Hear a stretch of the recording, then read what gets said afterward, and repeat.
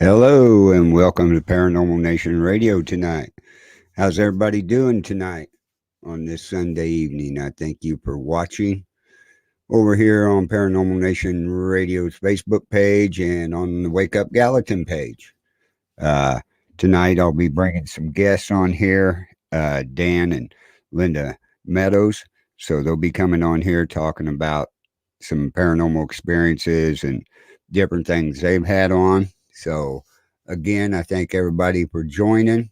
Hello, Richie. How are you doing?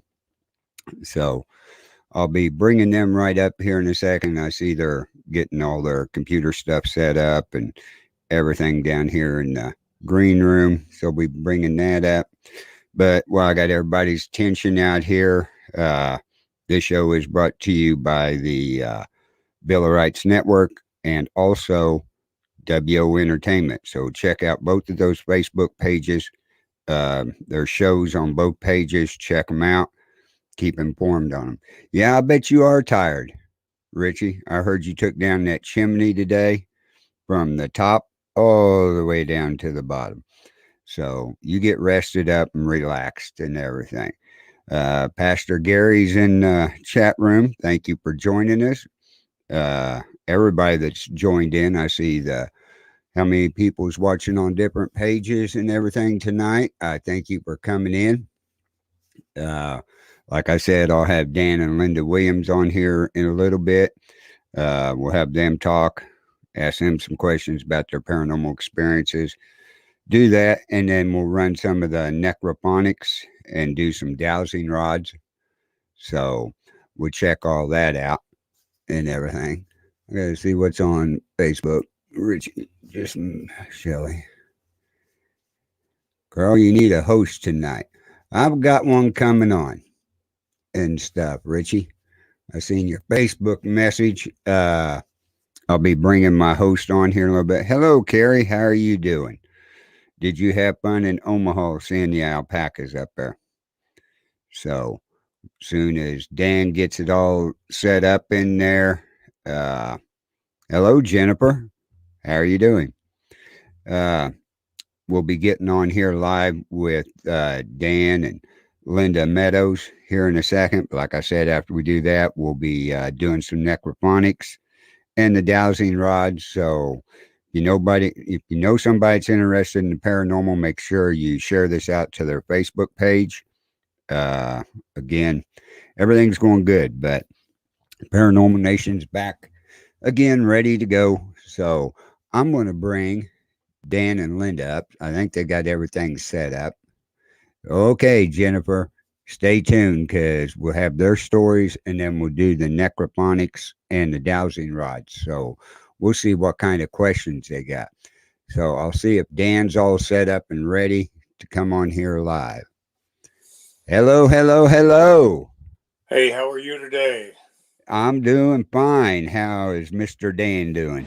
Good. Well, just trying to get the computer set up. It popped off about the time we were fixing to roll out here, and I apologize for That's any all right. delays that are going on. I got Oh, Linda that's here fine. as well, so Yeah. Oh, Carrie, the alpaca show was great and we learned a lot and we'll be purchasing another one soon. Oh, so Carrie's going to be getting another alpaca. So they've been having a good time going to these alpaca shows and get ready to show their alpacas. But I think we're getting ready to go into the, yeah, there we go, I believe. Start cam. There we are. Are you getting in on it? There it is. I'll wait and see if the picture shows up before I bring it up. There it is. Okay. There you guys are. So I guess I don't need you on the other one, or do I? If I'm going to listen in. Okay. I'm going to remove because we're getting an echo. Yep. How's that? Is that better now? Okay. So anybody listening and everything, I want to introduce Dan and Linda Meadows and everything. Dan is the CTW Media Group, the new show that's going to be on the Bill of Rights Network, Chasing the Wolf. So, I welcome him on here. We was talking about paranormal, and they've had paranormal experiences and do a little bit of paranormal investigating themselves. Isn't that correct? Yes. Good. What got you started in the paranormal to begin with? I started many years ago. My grandmother had passed away, Yeah. and 2 days, I was very close to her. 2 days after she passed, I was sleeping, and there was a cold breeze came across my face, which woke me up. And in the corner of my bedroom was an apparition of her, about 3 feet off the ground, and there was no sound whatsoever. But I got her telling me that she was okay and everything was fine because I was very upset about it.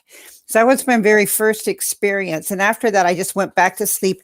And for several years, I never thought about that at all. I never, ever, never came across to me that that's what had happened. Yeah. And it was many years later, probably about 10 years later. I had two children. Um, my little boy was about a year old, and it was in the middle of the night, and I always kept their bedroom doors closed but my bedroom door open, and I was close to them, and I heard him gurgling and carrying on in his bedroom. Now, he was only about a year old at that time. Yeah. And I got up and I went to his room, and I went to grab the door handle, and my hand adhered to the door handle. I couldn't get it off. It was like a current going through me. And all of a sudden, it flung open, and it flung me into the room, into his high boy dresser. And that was a thick carpeted area. And it moved it about, with me hitting it, it moved it about 6 inches over. Oh, And there was a wow. huge red light behind him, like a fire behind where he was in his crib. And he was looking down at me, and that the light disappeared, but I was bruised from head to toe. It was I've never experienced anything like that before. I had no idea that that particular house we were in had any spirits in it. It was something I just never thought about. After that, I started seeing things, hearing things, um, and it just continued from that time. So I started reading up about it, and that um, what could be happening, and I was very skeptical because I just didn't think that was possible. But Right. but the more that things happened, then I started realizing that these things are real. Oh, yeah. So They're that real. that was my first part of it, and then after that, things just kept happening. No matter where we moved, where I moved to, excuse me, Hmm. things happened constantly. Right.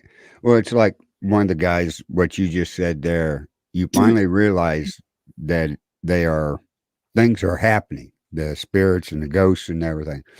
One of our people in the Twitch room, this is a question I get all the time. Do you guys believe in God? Oh yeah. Well, for the listener on Twitch, I'll explain my part. My paranormal team, I'm the elder of a church, and my pastor is my co founder of our paranormal team. Mhm. We go by the Bible with the paranormal because it talks about spirits in there, uh, casting out of demons in the Bible, all over in the Old Testament, it talks about it. And then it talks about it in the New Testament with Jesus Christ. So when they say that, and then I tell them, you got the three, the Father, the Son, and the Holy Spirit, right? The Holy Spirit is in you, but spirits are around everywhere. That's my belief and what I tell everybody. What would you tell people? I would tell them exactly the same thing. How could this body of ours, um, the miraculous thing that is happening in our bodies, electrical impulses and all they don't die. That doesn't die. The body dies. Your body Exactly. dies. But that electrical pulse, or whatever you want to call them, I don't really know what to call them, Right. but that continues on. So, I just, I guess it just takes one time to see something, hear something, and then, if you want to leave it alone, fine. I'm not that type of person. I got to get into it, and I did. And That's the way with me. If I yeah. see something, I've got to investigate it to fullest extent. Mm-hmm. I see evidence. I'm real big about debunking stuff. That's what we are You too. know, if a light shines in the wrong way, taking a picture, take the picture out. You Mm-hmm. know, Mm-hmm. and everything and stuff. But yeah, debunking it and stuff. But when you get to stuff that you can't debunk, that's when the question comes up: is it paranormal?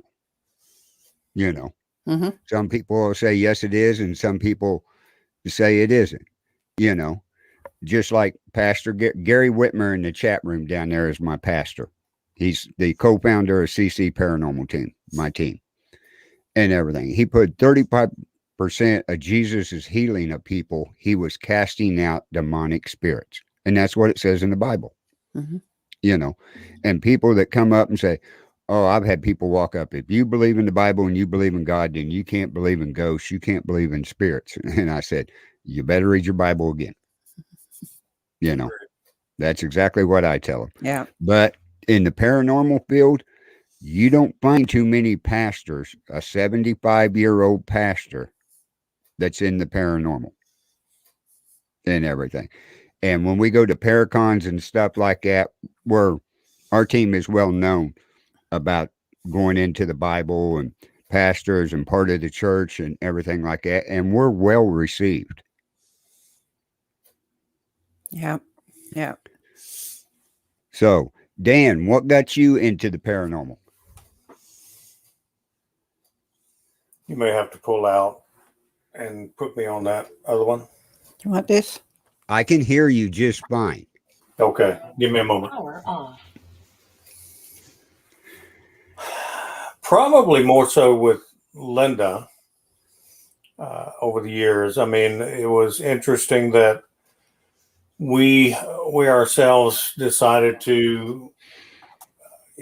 I've got a little bit of read back on this. I'll tell you what. Let me pull and put her headset on. One on. Okay.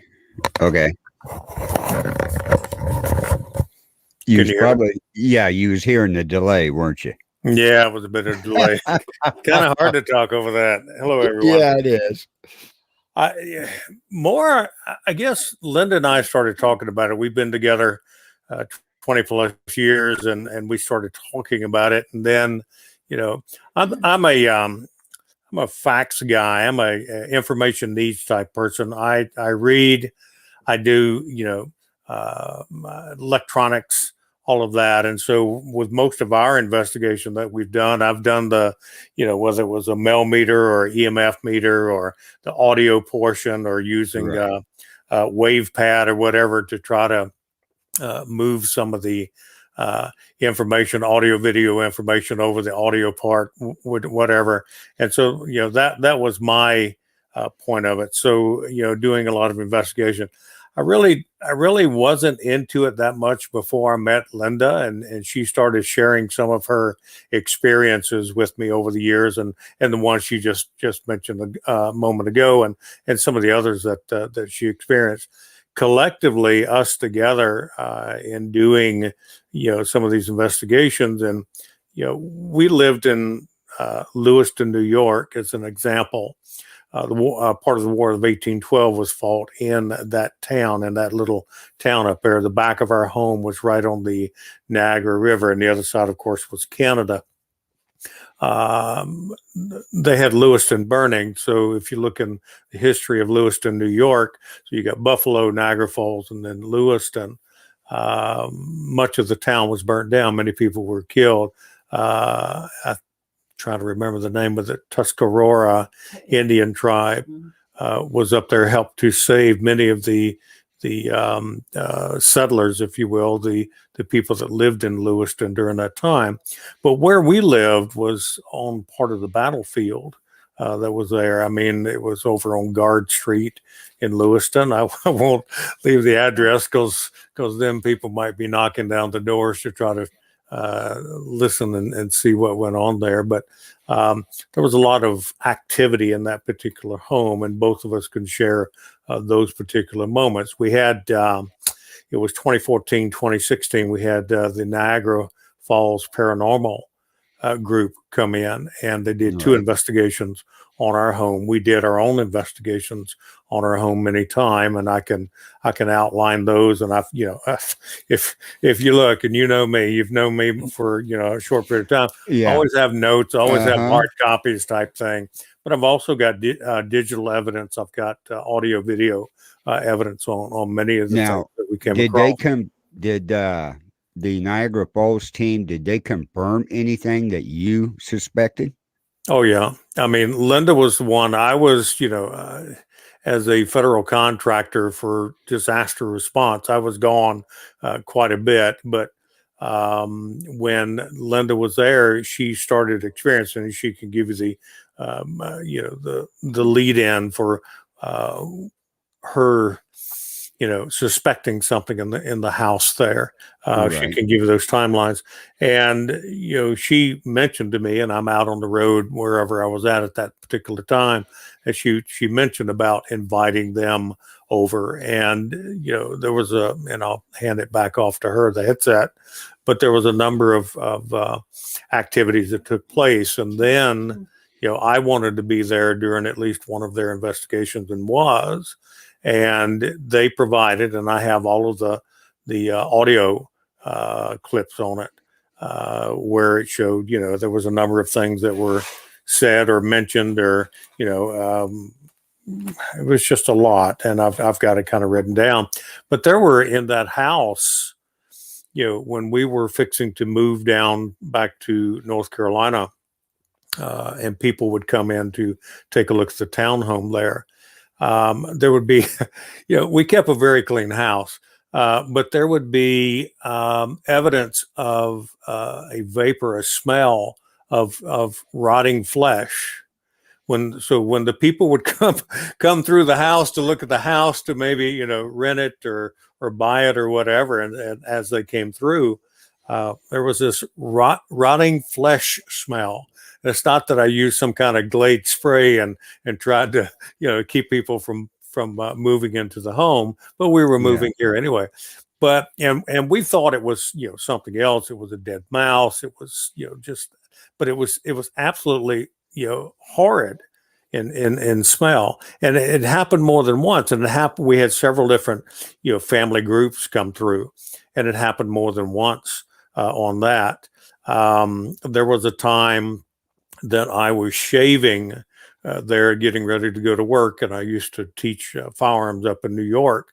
And I was getting ready to go to work. And there was nothing, there was no, it was a marbled type counter, if you will, for the bathroom. Yeah. And there was, it wasn't on an angle. It wasn't on a slant. I mean, it was pretty well level. I mean, I didn't put a level on it, but there was no water underneath my shaving can, which was like a Barbasol can at the time. And as I'm shaving, the can moved, and I thought it very strange. But knowing what we've heard and a number of different things that Linda will tell you, stuff that was up on the roof and like that, up in the attic or up on the roof. There was the can moved, and then I put it back, and it moved again. I put it somewhere else on the counter there, and it moved again. And I said, if someone is here, please move the can once again. And the can moved. Again, there was no water, anything, no condensation. I hadn't, dripped from the shaving, no shaving cream or anything underneath it. So that's one of the experiences there. But we had heard, numerous times, and our next door neighbors say, oh, it was a raccoon on the roof and such. But we would hear absolute stepping up on the roof. Right. And it was, it was a 2-leveled home. We would go out on the balcony. I'd put a flashlight up there, and there would be nothing on it. And it happened more than once. And Linda could account for many times that something like that took place. But when we had the paranormal team out, they did audio. They shot video there as well. But I got the audio clips of different things that was said. Get out. There was, give me just a moment from my old notes here. Oh, that's all right. You're doing great.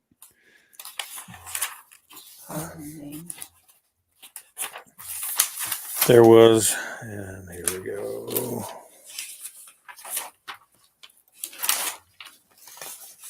I have lots of notes, as you might imagine. Oh, that's part of it anymore.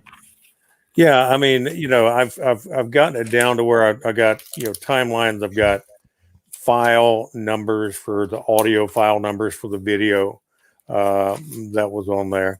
I may hand it off to Linda and then let her tell some of the.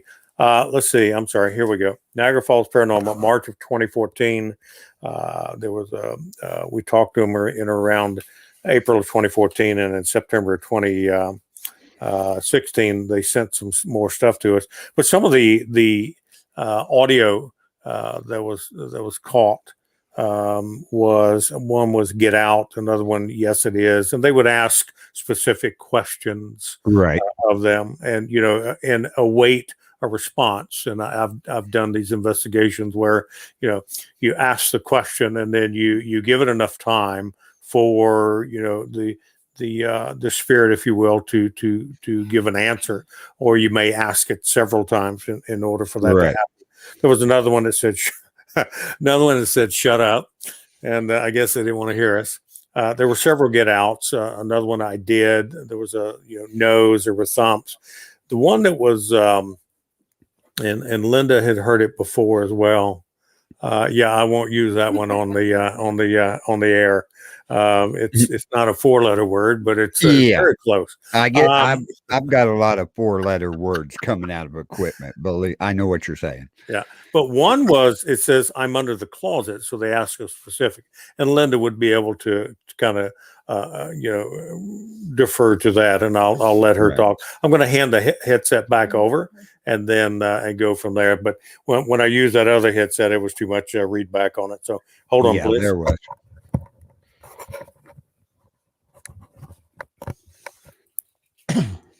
Hello. Hello. Okay. Most of our experiences together as a team happened in when we moved to Lewiston, New York. Now, I'm Canadian. We met, and Dan moved up to Canada. He stayed there 5 years and said it was too damn cold, and we moved back down. But Lewiston had 14 feet of snow one time. So anyway, it was pretty cold there. Anyway, most of our experiences were when we were together. Now, when we moved to Lewiston, and a lot of it happened to me, and because he wasn't home at the time, I would have touchings. Something would touch me, come up behind me.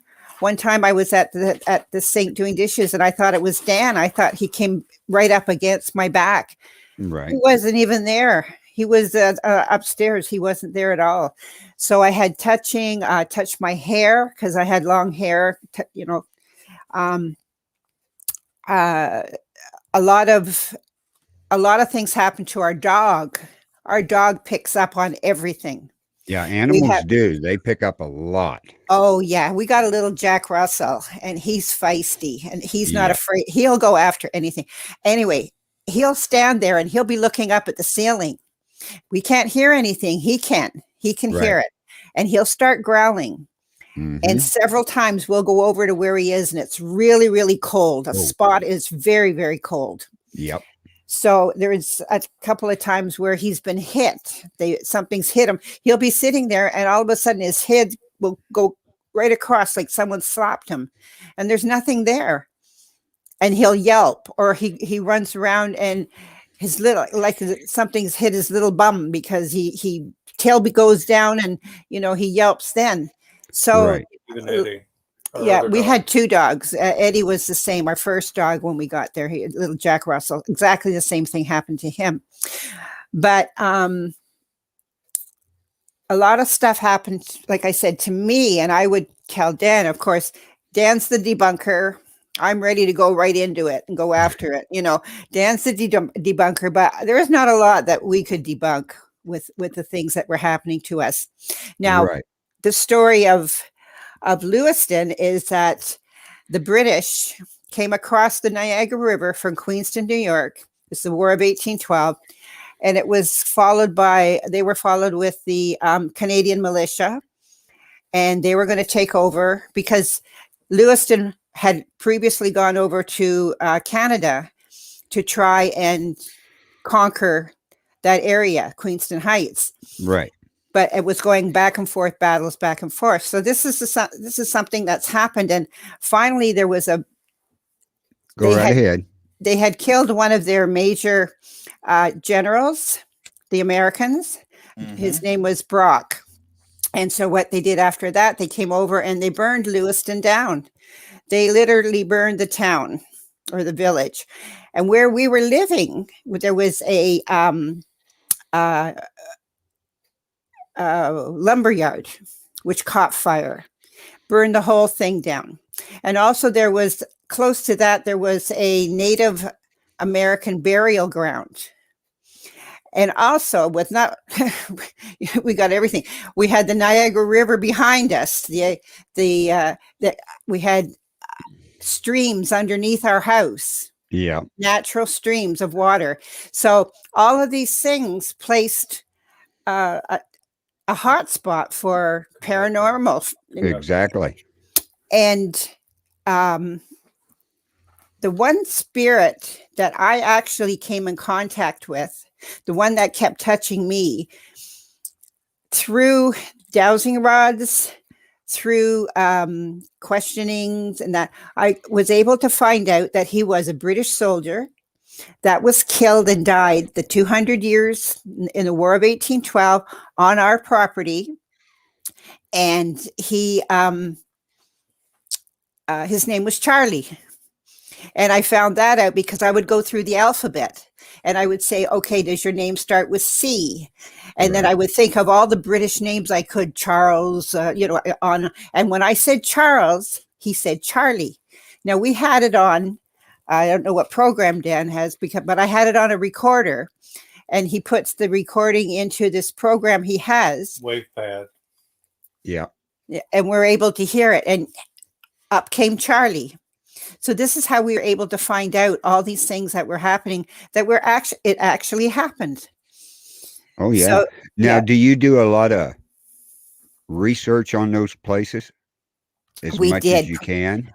Before, and that's how we found the Paranormal Society. I went to the library, and the librarian happened to be on the committee of this paranormal group, and she gave me all the information needed. And that's why I know about the lumber yard and burning down, because we used to smell burning lumber constantly. We would smell burning lumber. And then when the very first time we moved into the house, we smelled in our linen closet this horrible stench, horrible stench, like death. It was terrible. I can still smell it, I believe. We've actually smelled it in our home we're in now, because we've got things going on here too. Oh, yeah. Yeah. Down North Carolina, I bet you do Yeah. have a lot of things going on. We do. And we'll sit there and we'll hear a bang, a bump, a boom, whatever. And we'll look at each other. And I said, "Do you hear that?" And he said, "Yeah." I just want to make sure that it wasn't just me hearing it. But anyway, we just, the Niagara Falls Paranormal Society, they came out immediately when they entered the front door. It was like something latched onto them because all their hair they got goosebumps, all the hair on their arms stood up on end on both sides, and they were just astounded that because they hadn't had that happen. That particular, like it hit them so quickly. Right. So yeah, they did two investigations because they were really enjoying themselves. Right. They got a lot of hits, and I would hear growling. I would go in certain areas of the house and I'd hear this horrible growling sound, like an animal growl. Yeah. And it was scary. And I didn't know what it was. I used to have a wolf picture there and I threw it out because when I heard the growling, I immediately thought of this wolf picture. So I got rid of it, but I still continued to hear the growling. Well, that was before the wolf. And what else did we do? On top of the roof. Oh, the roof. We had a sliding glass door from our bedroom onto a little deck facing the Niagara River. And it started from the peak and you heard boom, boom, boom, boom, boom, like somebody's walking. And every time I went to that sliding glass door, we heard that sound coming down to the edge of the house to where the little patio balcony was. And we'd go out and look up and there's nothing there at all. And there was nothing in the attic, and it was definitely boot stompings. And we would hear that constantly up there. Oh, I know. We hear a lot when we go out to our cemetery that we take care of. And like Pastor Gary put in there, according to the dowsing rods and everything, we do experiments out there. 224 Indians are buried within the cemetery bounds at this cemetery. Wow. And this cemetery was started by my great, great, great grandfather. And then come find out Pastor Gary's great, great uncle was my great, great grandfather's brother. Oh my goodness. So we're related down the line so far. Yeah. Down there and everything. It was his wife did a lot of research on ancestry and through the names and stuff and came up with that. Mm-hmm. Yeah. Okay, Richie, I'll see you in the morning. Richie's going to be coming up to BB's down home cookie. Mound. What? So burial mound in our park. What? The burial mound in our park. Oh yeah. You got a burial mound in your park? When we lived in Lewiston, we lived right near a place called Art Park where they did outdoor entertaining and they'd have all kinds ZZ Top, all kinds of entertainment throughout the summer. Right. And there's a burial mound there. What kind of burial mound? It's a Native American. Ah. And every time we used to go by there, I don't know if anybody other people experience it, but us being sensitive, I guess, we would feel it. We would feel people looking at us, watching us, being there. We knew that there was something happening in that area. Well, it's like down at our cemetery, you go about eighth of a mile west of the cemetery on the gravel road, right? And up on the hill is a big metal barn. It's a hunting lodge from guys out of Kansas City that come up on the weekend to hunt, right? Well, some friends of his wanted to come up and do some archaeological digging on the hillside. So he said, okay, go up there. Because they'd heard the Indians lived on that side of the hill and all this and that, right? They were, this is words right out of their mouth. It's funny in one way, but it's really cool. They were up there digging and they dug down and found some pottery, right? Wow. So they're looking at it and everything when four of them up there turned up and looked up and there was an Indian standing about 20 feet away from them in full dress with full feather head, holding a staff, looking at them. They put it back in, they covered it up. They ran back, got in their cars, went back to Kansas City and told the guy they was never going back on that hill again. Yeah. But they all swore they seen a full apparition Indian and described the buckskins that he was wearing and Mhm. the feathers in his headdress. It was like, you're not supposed to be digging here. Yeah. Oh. And we've had psychic mediums Mhm. and stuff up at our cemetery, and they've seen Indians in the trees watching us when we're out there at the cemetery. Wow. That's cool. Yeah. I have, unfortunately, and I don't know why, and I wish I could, but I haven't had the opportunity to see any of these things that are happening. I would really love to experience, except for the apparition of my grandmother. I've never seen another, and that other one that happened, but I didn't really see anybody there. Right. But I would love to see something like that. It gets you startled at first, but you're relaxed. Mm-hmm. And hey, we got Cameron coming in and everything. He's going to be with us, so I'll bring him in too real quick. Cool. As soon as he gets himself straightened up, there he is. It's been a chaotic start to my day. Welcome, Cameron. Yeah, good to be here. Let me see. If Yeah. We have Dan and Linda Meadows and everything. Dan has got the new show on our Bill of Rights Network. Welcome and to the everything. family. We talked the other night, and they were telling me they've had paranormal experiences most of their lives. So they're sitting there telling us about a bunch of the stories. So I'll let them continue. If you have any questions to ask them, feel free. All right. Go right ahead, Linda. Continue on with what you're saying. Okay. Let's see. You was talking about the Indian mound up The there in mound, Lewiston. yeah. We didn't bother it too much because we have very great respect for anything like that.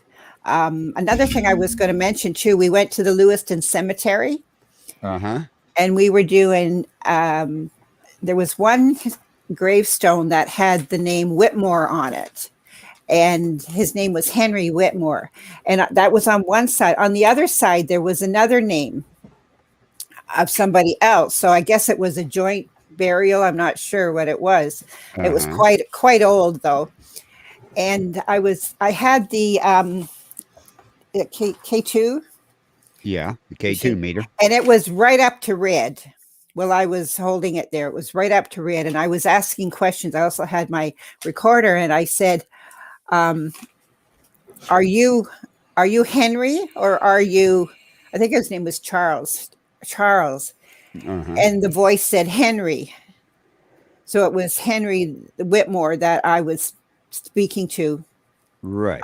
Right there in the cemetery. But that dial went right up to red. Yeah, and that's what people don't understand. You was at a cemetery when this happened, right? Yes. Mm-hmm. Okay.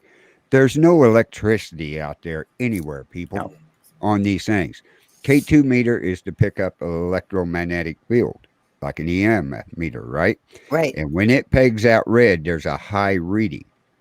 Yes. And you're at a tombstone or a headstone, we'll call it, not a tombstone, but a headstone. Yes. And it goes red. I've had that happen several times. I've had it do nothing on them too. So people have to understand that the K2, you put it by an electrical plug-in, it'll go crazy. Yeah. Right? That's how we check if they got bad electricity too. But at a headstone, it shouldn't go anywhere. No. And this was an old cemetery, nothing around except, burial plots and an old church. But it was just it amazed me that he actually came through and answered my question of who it was that I was trying to contact there. Right. And you said that was in Lewiston? Lewiston, the village of Lewiston. Yes. Yeah. Pastor Gary was asking where it was at. New York. Yeah. Lewiston, New York. Yeah. Yeah. Lewiston, New York. What'd you say, Cameron? I didn't say anything. He didn't say nothing. He just sat back there going, that was wow. me. It was, they had a lot of lost souls let me get rid of this. They had a lot of Lost Souls sounds there as well that we got on audio at that time, and it was multiple spirited voices, Moanings that and moans and such yeah. as that came across. I mean, I have all that on, and a couple of the pictures I had sent earlier was of that particular. It was Lewiston Cemetery. It's a I know. That's Presbyterian why church. what's That's at that funny location. is I was pulling up your message that you sent me those pictures, right? And usually when I click on the picture, it brings up a big file up here where I can see the picture enlarged. Yours Right. won't do that. Yours won't let me bring the pictures up. Oh, I'll send them on an email later time. Okay, well, we'll do this again, but I want all these pictures because looking at them, I see the headstones in the trees and everything. I take it that Miss Linda there standing by the rail in the picture, and then it looks like you're with some paranormal teams there, and got the spirit board and different things on there. Yeah, The- that was with Joshua Warren. Warren at the Byrish House oh here in the yeah, Asheville, North right, Carolina area. Byrish House was is a haunted location, and we right, went on. We've gone on several with Joshua Warren and his Asheville paranormal group that's here in the area. But Asheville, North Carolina, Western North Carolina has a rich history of paranormal spirit activity. A lot of old cemeteries, as you might imagine, but they've got places. Helen's Bridge, if you look yeah, at it, it's on I think it's 201 Bowcatchers Road, and it's near the Zealandia Tower. They call it Vance Castle now, but it was a Zealandia Castle back in the day, early 1900s. And there was Helen lived in the castle up there, and her daughter died in a fire, and she was very anguished and distraught, and so she hung herself from the bridge, and that bridge is called Helen's Bridge now. It's right near the castle. I know it because the security group that I'm associated to, they actually patrol that particular area, and so they have to watch activity around Halloween time and such as that for it. But she it's been said and many times, and that people have seen her spirit in and around that particular bridge. There's another right. one at the Grove Park Inn. It's a legend of a pink lady there back in the 1920s. She fell to her death. It was at the Grove Park Inn. She was up on the 5th floor and fell from a balcony and died. And so they call her the Pink Lady of the Grove Park Inn. But in North Carolina itself, and I remember back, they call it the Devil's Tramping Grounds, I believe, or something along that Yep. line. I remember when I was a kid, and the stories about spirits and such out there. But there's a number of locations here in Asheville. There's a Mountain Brew Cafe that it's no longer in business, but was reported of footsteps in the area. A woman was murdered there on the 2nd floor. There's a Calvary Episcopal Church where the grounds are said to be haunted. There's a Phantom Rider of the Confederacy, long blonde-haired riding a Palomino horse with a Confederate cape. In and around the area. Pond Road is another. There's a ghost dog, a phantom howling near a quarry that's not far from Asheville. Reed House, part of the Biltmore Village Inn. Heavy footsteps, 1970s heavy footsteps, climbing back stairs, laughing and scoffing. The Biltmore Estate itself is said to be haunted. George's for the Biltmore, George's spirit in or around the marble fireplace there. Wife his of course had passed as well. Her voice has been heard. One of the restaurants there, Ghost from the 20th Century, male apparition in there. The Vance Gap, or which is the Zealandia Tower, or Castle rather, I'm sorry, is I have gone in there at nighttime with our patrol group, and Right.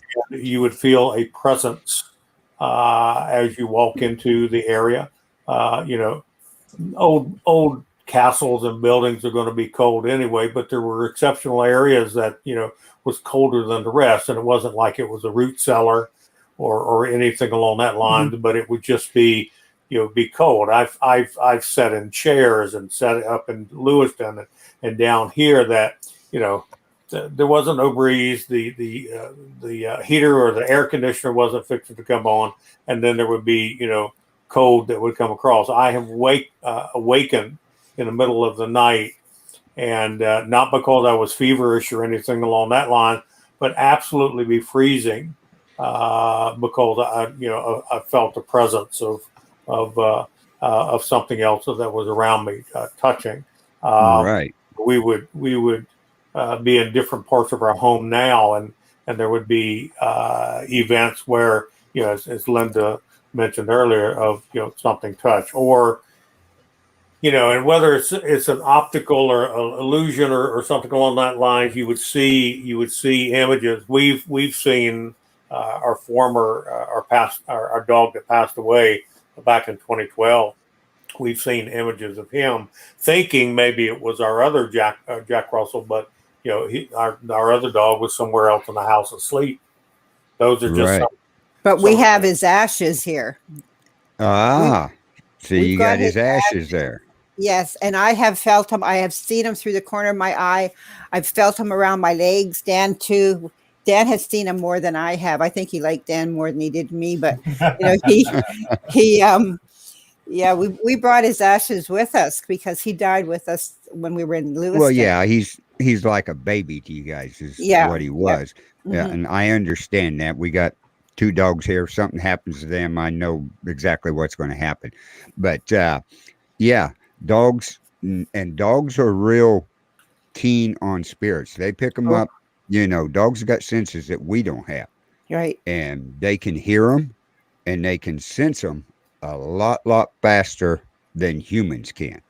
Right. That's why when we go to check people's houses out, first thing I look for is to see if they have animals. I'll sit down there for an hour and just watch the animals, to see if they go to a certain area, or like you said, your Jack Russell, go to the area and look up and start growling. Go over there with a temperature gauge and everything and find out that corner is 10 to 15 degrees colder than the rest of the house. That's right. Yeah, it's a lot of it.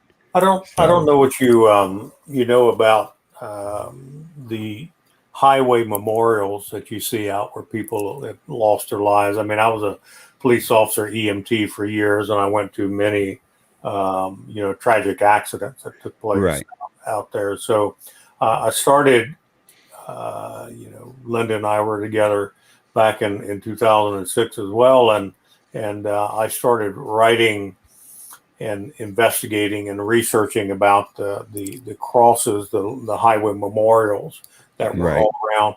And I would go and stop at some, and I would take pictures, and I would reach out and many times contact, whatever I could to find out what I could, in the local newspapers and such back in the day, of what happened at that particular location. And so I started writing, and it was back in 06, April of 06, I started writing all of this information down, and I call it Scattered Crosses, and it was something I was going to, make a book out of one day. Right. Just say I'm still writing on it. It's not that I've got a writer's block, but I'm just still writing on it.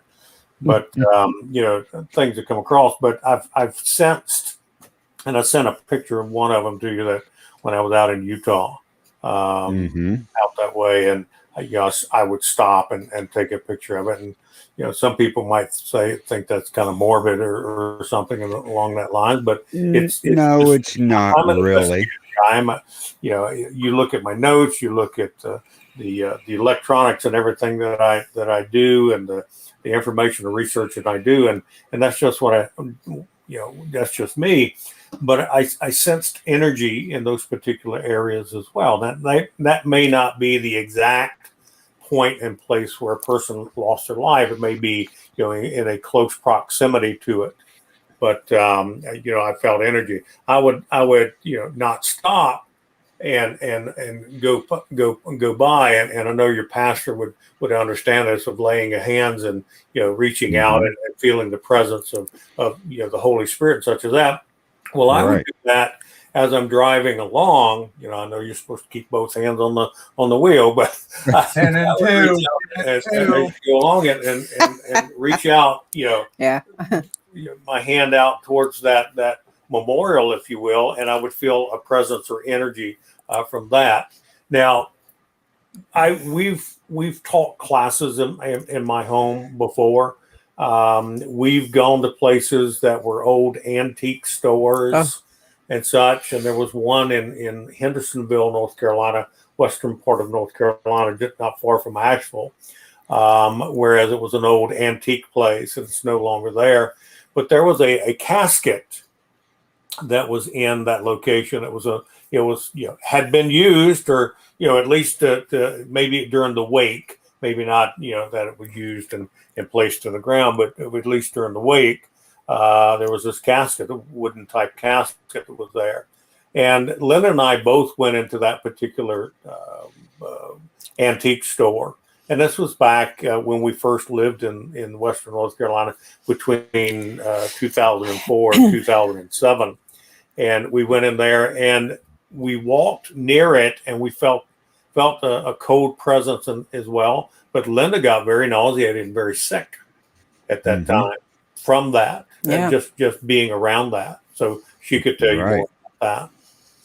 Well, that's just like Justin, the president of WO Entertainment over here, and everything. Like he says, I've seen things use my energy off, and ask Carl, he has seen it. Yeah.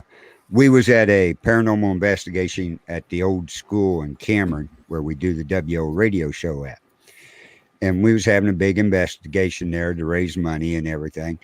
And Justin was there, and he'd been on one with me before and was new to the paranormal.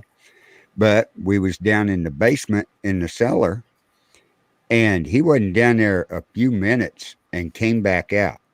And I saw in him, I seen every emotion you could see in a human being go through him in 5 minutes, from laughter to crying to, and everything like that. It just hit him all of a sudden. It's something hit him in the stomach and doubled him over. Wow. It was that bad.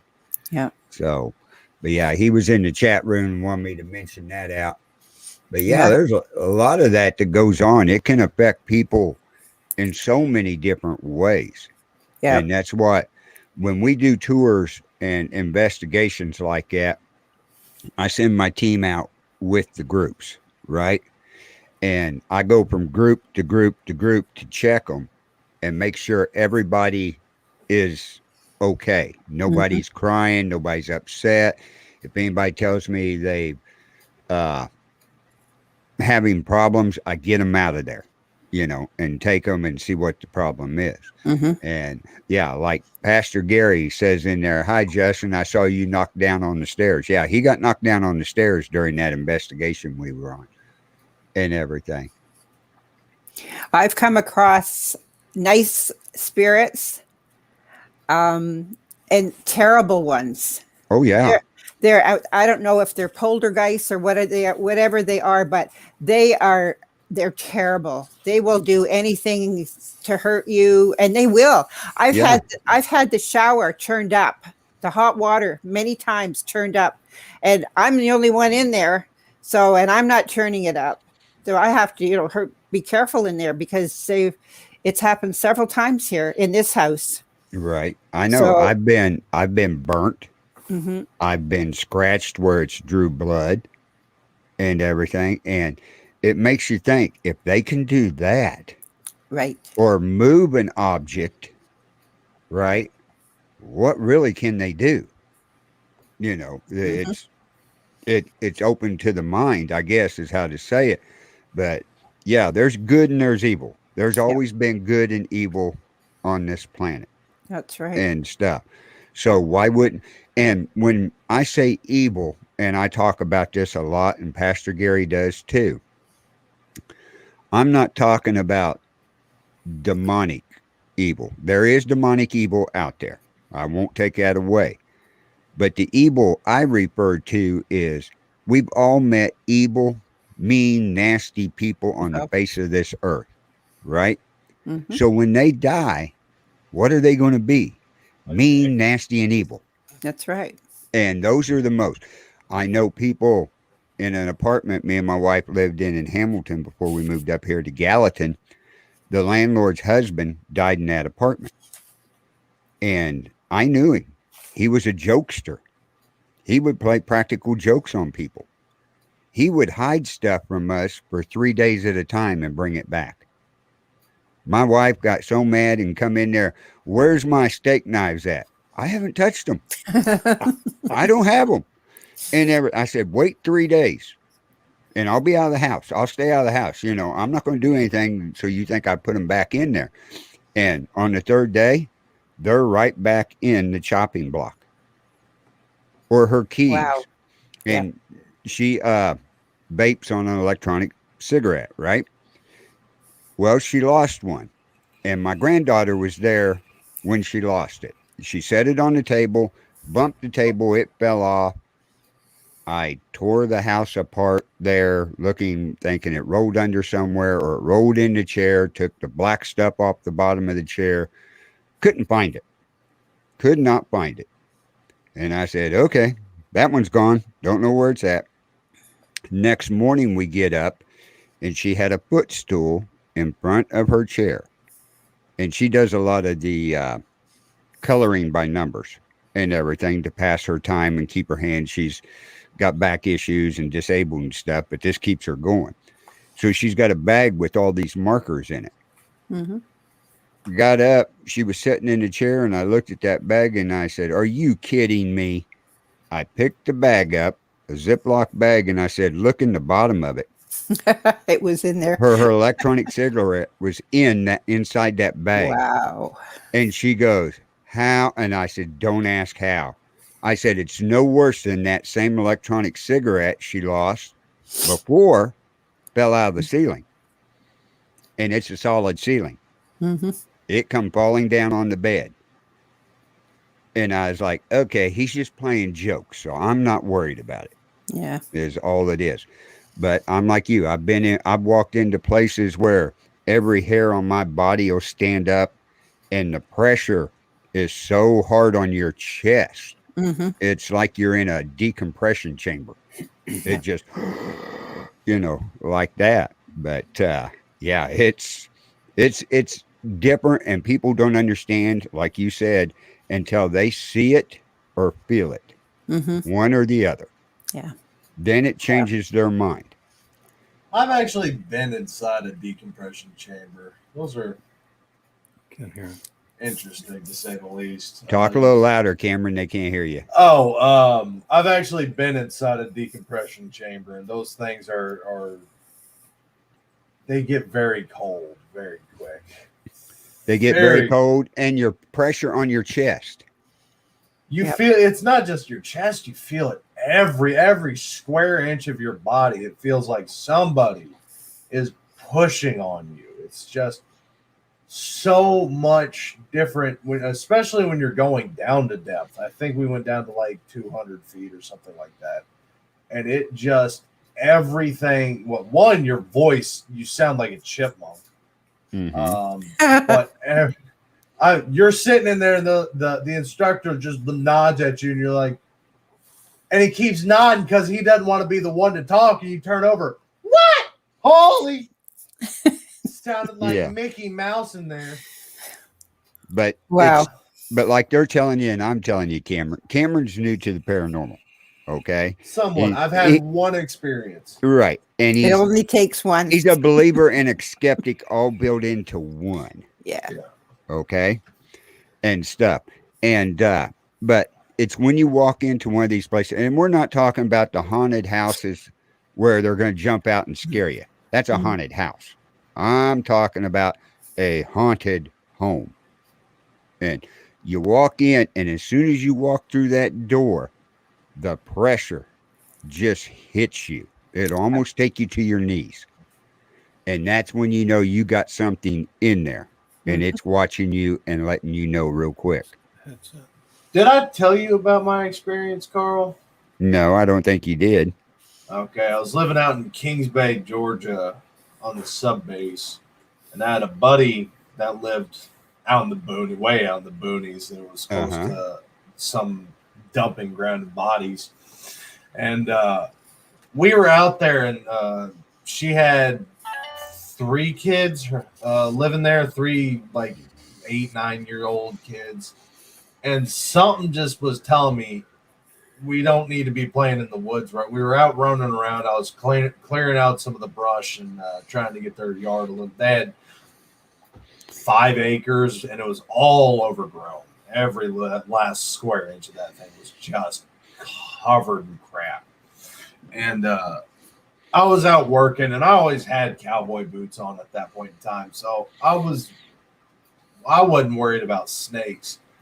But something all of a sudden was telling me the girls need to be inside right now. Something's not right. The girls need to be back in the house.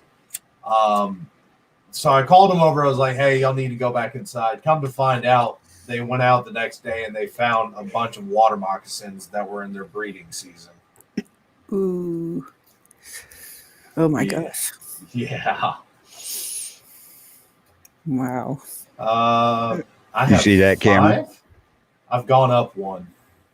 Well, we'll find out. We're going to find out here in a second. Gary's at his house approximately 13 miles away from me, right? Yeah. And we'll be doing a dowsing rod section in just a second. And I'll have each one of you ask those questions right there. And we'll see what they say. Okay? Are you ready for this experiment? Well, before we continue, Okay. Finish your story. Well, no, that was the story. You want these? I got some bad news. My one of my Marine veteran buddies actually lost the fight with his demons. So, Oh, like to that's take sad. I'd like to take a second to just he always like all of his posts. He was always happy and everything. So, like it blindsided so many people. He was just a happy. So I'd like to take a moment of silence just real quick for him.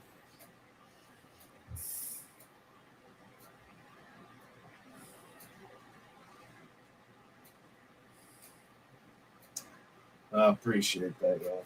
It's always hard. Our prayers and everything out to the family. You make sure they know that, Cameron.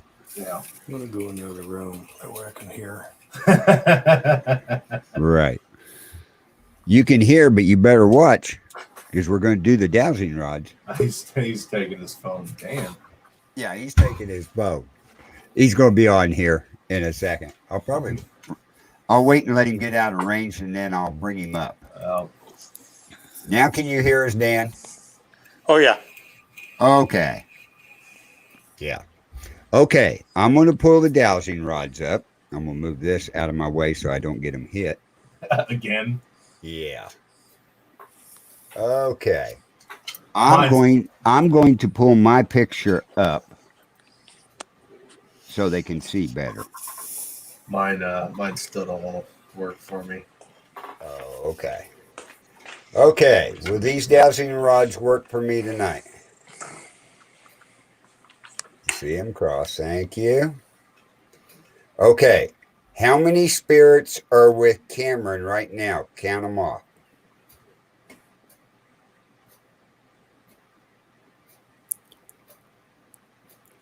3.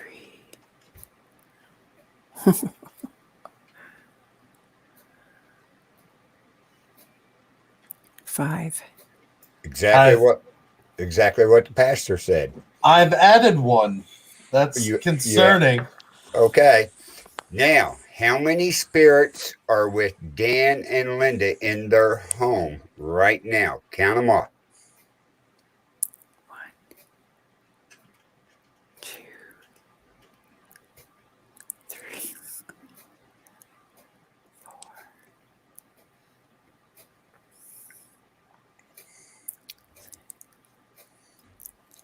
7.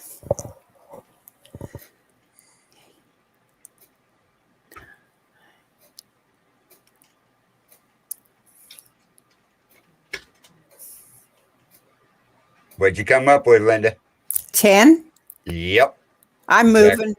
Time to move.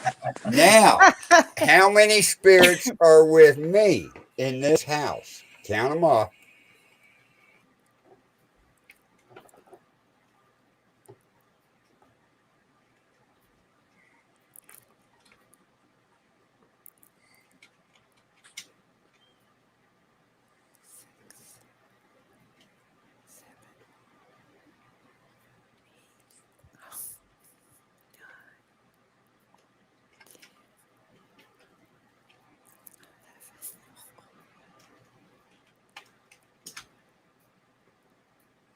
12.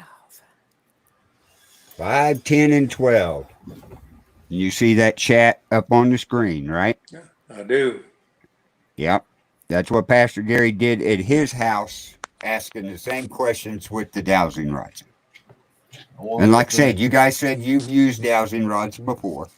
We have, and we've got most of our information from those dowsing rods too.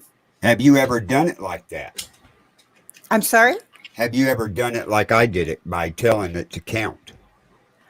Not to count. We usually did a yes or excuse me, yes or no questions. Okay. Now, I use it in different ways. You can do yes and no questions. When I go up to a grave, I'll ask it to cross and tell me how many feet the grave is below me, right? And just like they cross with the numbers there, it'll cross like I'm doing this with my thumbs to show you, but it'll cross and then tell me, and that'd be 3 foot deep. Right? Really? Okay. Another thing is we can narrow down the time frame. Okay. Okay. The oldest spirit that is with me in my house, were you born before 1900? Thank you. Was you born before 1850? Okay. Were you born before 1860? Were you born before 1870? Were you born in 1870? Thank you. See, I kept narrowing it down to where I can narrow it down to a year. Yeah. Right? Wow. Doing it that way. Try that sometime in it. I also use them to find what I do when I show people how these work is I'll set a bottle of water on the floor. I'll set a set of keys on the floor, and I'll set a coin on the floor. I'll stand back and ask for the bottle of water and walk over the coin and the keys. It gets up to the water, it'll cross. I can come back and ask for the quarter. It'll go right up to the quarter and then cross. Or the keys. Then I can stand off to the side and take one rod and ask it to point it in the direction of my keys. And it'll turn just like that. My keys are over here. But I'm just saying, you can find things doing it different directions. And if you notice how I hold it in my hand like that against my finger. Yeah, just like what Dan's doing there. Yeah. So in order to move this, I have to really move my hand. Okay. Plus, I tilt it down. This is straight. That's how much I tilt it down. And tilting down is gravity. So for it to cross, it has to pull itself up. And that defies gravity. But that's how I show them and everything. But Pastor Gary put that in there and everything. And I wanted to see if we could confirm what Well, he now I put want to in know there. if that new spirit's hostile or not. The hell? Why am I getting more following me? Well, hey, you could have had one today join you. Yeah. Came home Okay. with you. Yeah. Are any of the spirits around Cameron hostile? Are any of them evil? Is the spirit that we talked to the last time with the dowsing rods with Cameron, is she there? All right. You know which one I'm talking about. Yeah. They've Okay. changed because it used to be we had at least one evil one. Well, the others ran it off. Mhm. You're lucky. Yeah, no kidding. Well, So that means I've gained 2 technically. right. But in the situation that had you today, you didn't want evil around you. It would have made your emotions worse. Your PTSD and everything would have got worse. Your good spirits were around you, trying to hold you up as much as they could. Okay. So that makes a lot of sense on that part.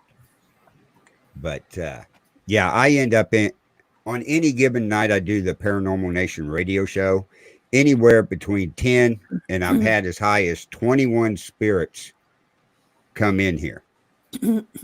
And a lot of them know to come in here that want to talk to people in the chat room. Last week we had several wanting to talk to, one for Julie, one for, we had a few. Oh, we had quite a few last week that Yeah. they were talking to in the chat room. Hey, Carl. Yes, go right ahead, Dan. Why do you feel that they're channeling through you in particular? Because I'm not a psychic or a medium. I can't see them. I can't hear them without a device and everything. But ever since I have started the Paranormal Nation radio show, which I started, like 2.5 years ago, right? Doing this and talking to people and stuff, and it just seemed like the spirits knew to come through here when I was getting ready to do the show because their listener would be on here. Justin Kinney, we had on the show the other night and everything. He was on the show one night. He was in the chat room. And one of my devices started answering his questions in the chat room. So he wanted to come on live. So he did. He came on live. And it started answering his questions. He said, okay, I'll get back in touch with you. He got back in touch with me about a week and a half later. And all the information he got out of there, it was his great-great-great-grandfather from 1706 or something that left him messages. Now, why did that grandfather come to my house that night? He knew Justin was going to be in that chat room. That's the only explanation I can give. Yeah. You know, we've Linda and I, we don't have a big group or anything that we had put together, and I sent you a little logo over earlier. Was ICU Paranormal was the name of Right. what Linda and I were doing, and Okay. we were on several things. It was on Facebook, and there was a different social media sites that we were on that we're associated with, or we had chimed in on, or left messages on, and so people started reaching out to us. And here in North Carolina, there's a lot of activity. spirit activity, paranormal activity. And so we would get people calling us up, and they would explain. We've had them come to our home. We've spoke to them on the telephone many times, and you know, they with vivid descriptions of what they were seeing, and you know, timelines, and just, you know, there were people who just knew that their home was filled with, you know, the evil the spirits that were in their home, you know, the poltergeist styled in there, and so they called us for, you know, for assistance, for help, and such as that. And you kind of wonder sometimes. I mean, when you're doing, you know, investigations, you know, what is it that you're going into, or and what are you going to bring home with you? Yeah. What's going to follow you home? We've had people that, you know, we've given lectures or classes in our home here in Western North Carolina, and you know, people come into the home, and they bring those spirits with them, and sometimes they deposit them here and leave them here, and so we have another class or another lecture or something like that, hoping they would go leave with them. Take away. Thanks for visiting. Go somewhere else now. Well, Yeah. We appreciated you hanging out, but I don't want you in my house anymore. That's right. We had a big group on a paranormal tour at the old school at Cameron, and I mean a big group, right? And I had some friends, and she's a psychic medium. She can see them, and she can hear them. And she was like, yeah, we got a few spirits in the school tonight, but not near as many that's coming in with these people. And I went, that's what I kind of got to figure. The way everybody was acting, I was like, oh yeah, they brought some stuff in with them. I can't wait to get her on an episode. Oh, she will. As soon as she gets feeling better, she's had surgery, and get her back on and stuff. Denise Pridemore is her name. Her and Ron are super friends of mine. I met them through acquaintances. Been on her radio show 3 times now, and everything. Paranormal Pride on Monday nights during our Second Amendment Ranch show. But yeah, but anyway, she's got a good show on the internet, and she became real good friends with them. Well, I started helping them. Me and Pastor Gary started helping them at the Sally House up in Atchison, Kansas, as tour guides. And we go investigating all over the place with them. We've been to Melbourne Manor, Ashmore Estates, just different. They come up to the old school to investigate with us. So they're people I bring on, and her views and everything, and that part of it I trust very much. I'll tell you, I want to go investigate the Alamo greatly, living in Texas and having, you know, we have Texas history, one of the few states that actually has their own class for their history. But that would be one place I would really want to. In Texas, I want to go to the killing fields. That's where I want to go, because all that's bad down there. That would be interesting to find out. Well, I've got an extra room down here. I know. I'll get the money here, and I'm gonna have to. That's a long drive, but I can do it. Oh, fly! I'll pick you up. Trust me. Yeah, I could do that. Oh, been thinking about doing that anyway. Get down there.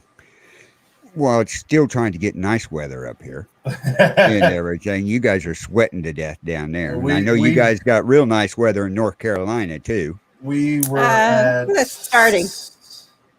It's coming. Yeah. 40. But what's your temperature now during the days? On the weekend, it was up close to 70, but today it was in the 50s. That's the way it was here. It's high 50s, almost 60. And it's going to be in the 50s the rest of the week. But yeah, we got a lot of rain coming in. I'm just tired of the snow. 70s. Yes, I know. Rub it in. Houston, Texas. Man. Hey, man, y'all get real winter. Y'all have a real winter. Like, we got a real winter for the first time in Oh, you got a 122. disaster is what you got Yeah, down there. You didn't have winter. You had disaster. And everybody's bashing on Texas. I'm sorry we don't see snow every year. We No. see snow once every. We'll get like snow about every 10 years. Yeah. We'll get like a little, maybe a quarter inch on the ground. We had about 3 or 4 inches of snow. There was a 127 car pileup in Dallas. Plus, you had ice. Yeah. Oh, and it was just like my buddy ate it twice, getting in and out of his truck. He bit the ground hard. Oh, We wound up, and with how our power set up, we are not prepared to lose power for that time frame. We were down for No. about 4 days. It got so bad. Me and us and the neighbors got together. We put their fire pit in the front yard, and we pulled all our wood together. And we were just freezing our asses off around their fire pit. but Anytime we had power come back on, we'd turn the AC up to 80 to try and get the house somewhat livable, and then Yeah. we'd lose power again like 2 hours later. But yeah, everybody down in Texas, you know what they were saying about that storm? Y'all finally figured out when hell froze over. Okay. It's 2021. After 2020, we really shouldn't expect anything less. Right. But no, it's been Agreed. for all those listening that jumped in new and everything. I have Dan and Linda on here, Meadows, and Dan's the host of the new show coming on the Bill of Rights Network starting Saturday morning, Saturday morning, 8 a.m. Yeah. your time. 8 a.m. Central Time. Come check Chase the Wolf radio show. And it's interesting, very interesting. You got to check it out. But anyway, we got them on. They're paranormal investigators also. They believe in the paranormal and they like checking things out. So what other stories do you have to tell us? Why do y'all have 10 spirits chilling in your house right now? That's what I want to know. I. I knew there was something going on, but I didn't think there was 10. Did you notice more than active in there tonight? I got one. I got a question for the Not really. Gods. Okay. Yeah, because if I've got 5, this will tell me how many are in my house. Because I've got 5, I want to find out how many spirits are around my roommate. Count them off. Oh, he's a dull boy. He has bagel. Okay. Are all the spirits around Cameron right now? Yeah. Look how far they crossed. Look Yeah. how far they crossed. Thank you. Wow. He has 0. Why me? They love you, Cameron. Oh yeah. That's just like Facebook. Everybody follows Cameron. Yeah. So the spirits follow you too. Well, I'm going to be I doing don't know why this ugly mug doesn't do much. I'm going to Right. be doing smudging tomorrow for sure. Yep. I'm going to get my stuff out and What kind do you use? Sage or what do you use? I for your use smudging? California white sage. Yeah. I'm That's really good tempted stuff. to get a Ouija board now. Don't you Oh dare! no. Don't you dare! Oh, that's You're bad. bad. You want hell brought in your house? No, I'm good. Did y'all, by the way, Do you want your roommate to come in and slit your throat in the middle of the night? no, I lock Then I don't lock get a my Ouija door. board. I lock my door for specific reasons. But did Right. y'all hear? Here's a funny little story for y'all. This family was renovating their home and tore down a lower segment of their wall, and found a Ouija board that had been charred. It looked like they had tried to burn it, couldn't get rid of it, so they just Yep. sealed it in their wall. Yeah. Yeah, you can't burn a Ouija Yeah, board. Yeah, go ahead, we Dan. went to that. We went to that event with Joshua Warren here in a couple of years now. That on that particular one, he's been traveling a lot, and he's been on several of the documentary channels that's been out and about on a variety of cable news, not cable news, but variety of cable channels that's out there. So, but when we went there, they had someone who sold that stuff, and I actually, yeah, it's strange that Cameron would say that. Some of the pictures I sent, one of them had a Ouija board in it Yeah. that they were Spirit selling box. Yeah. Spirit board. at the spirit box, and just a number of different things as well. I found that when you put your teams together, I was a law enforcement investigator for a number of years, homicide investigator. So I've learned, and as an evidence collector, how to do things, how to collect evidence and such. And I do have to say that, and I've got my notes over in the other room, but doing the research on the area, finding out everything you can in respect to the area that's going to be as part of the investigation, the actual building, the outer buildings as well, finding out everything that you can about that, the history of it. Looking, I've gone back and looked at old the microfiche and such as that, back from old newspaper articles on homicides that took place at different locations, or why someone died, Now you do tragically, that. or if it was, yeah. Do you do that before an Before. investigation or after?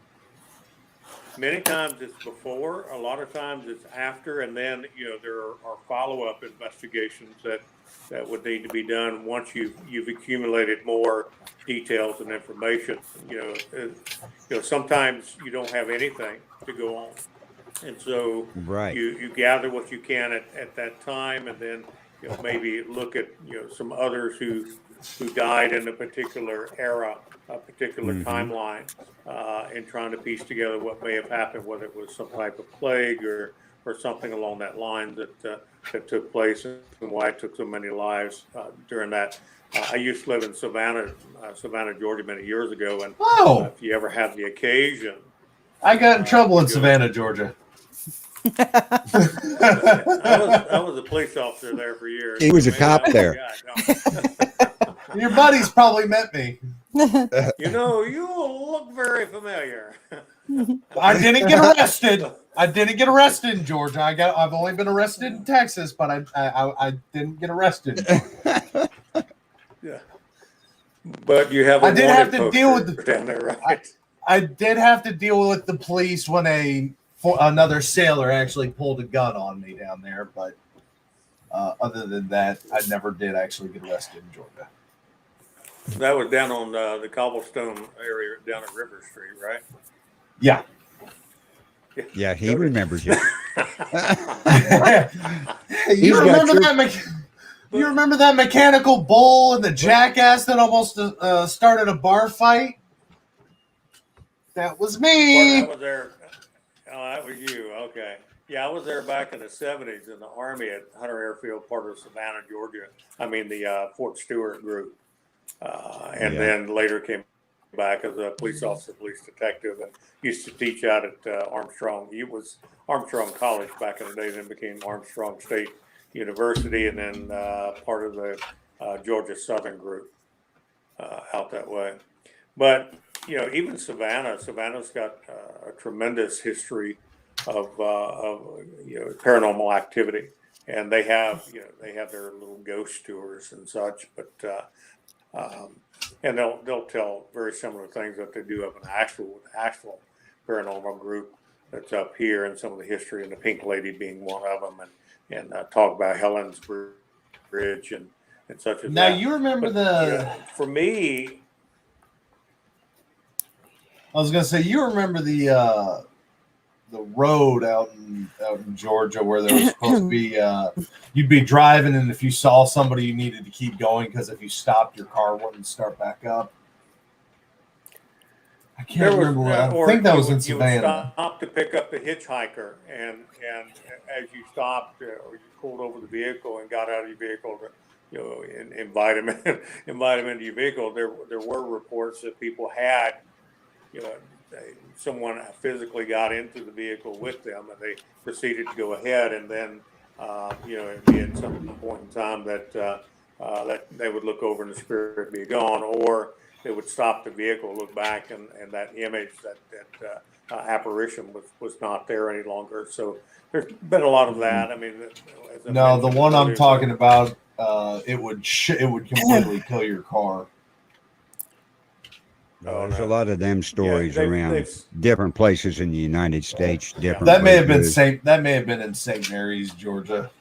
Right. Yeah. But everybody's waiting for me to tell my story about Georgia. Go ahead. No, that's meant for it's 1700 somewhere. That's a 1700 somewhere story. I got you. Is what it is. But and everything. But you got to tune into that show for that shit. I think with all the electronics that are out there, stuff that does the white noise and the different things, they're great to have, but practice with them ever before you take something out. Also get a base readings, just like what we did at Byrish House with Joshua Warren there. I tried. Around what I was doing, I was getting base readings. What's that? Right. Well, I mean, I tried mine. They don't want to work, but I can fully agree with base readings. It would be like taking atmospheres for EMFs, atmospheric pressure. Well, I'm talking about like if you were to check atmospheres near a barge to make sure you didn't have a leak. You got to do a clean test to make sure your equipment's performing how it's supposed to that day. Before you don't want to go into anything blindsided and think this area is super hot when you've got a crossed wire in your equipment. And that's part of it. We've been into old houses, old wiring, put off EMF like there's no tomorrow. And you get unexperienced paranormal people in there, or people that don't know their equipment. They walk in, these meters just start going 90 to nothing, redlining and everything like that. And they're going, oh, a ghost. And I'm going, no, bad wiring, look up. That's exposed. That's an exposed wire right there. Yeah. If you don't believe me, move it. Go outside and test your equipment. See if it turns on. They go outside. No, come back in. Okay. Or people say they have nightmares and bad things like that when they're sleeping. I used to go in their bedroom, check the wall. Now go on the other side of the wall, and 9 times out of 10, the electrical box is over there.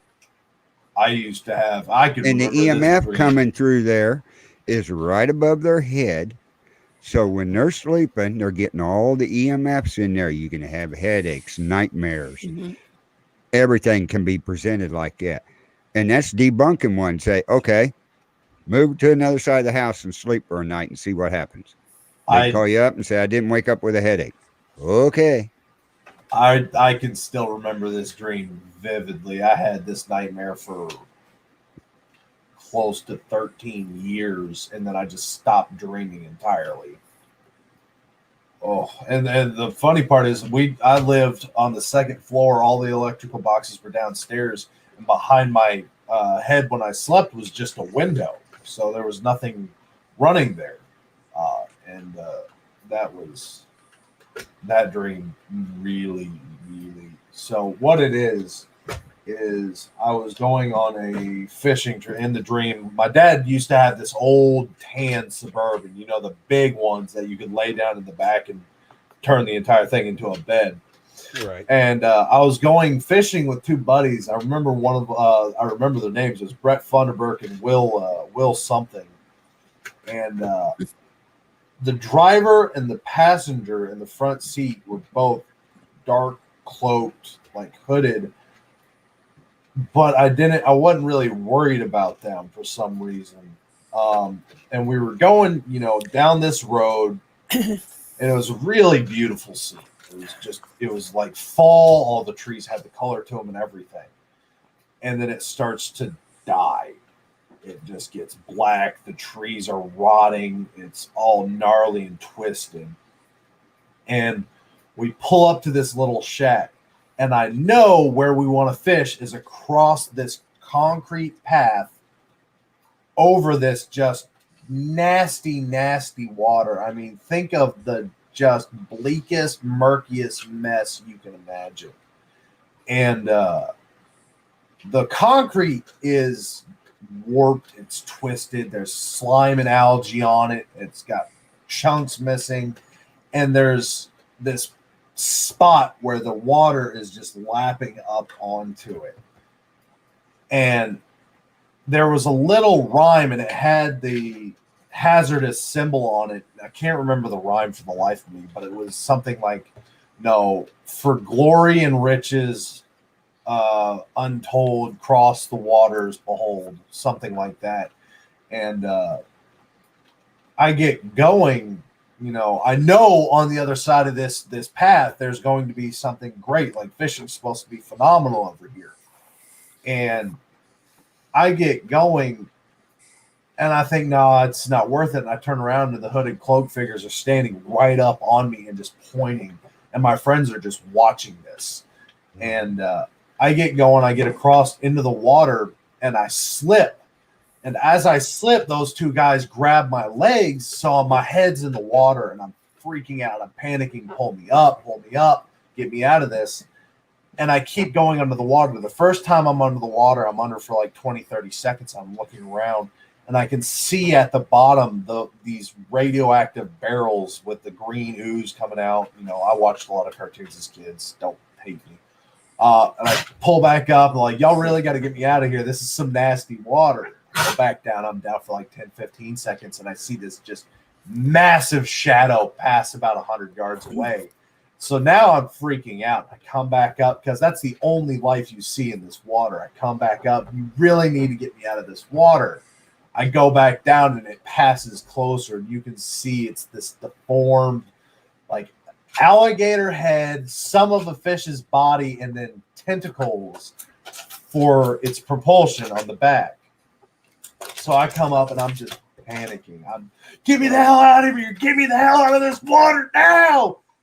And I look at their faces, and they were the hooded cloaked figures now.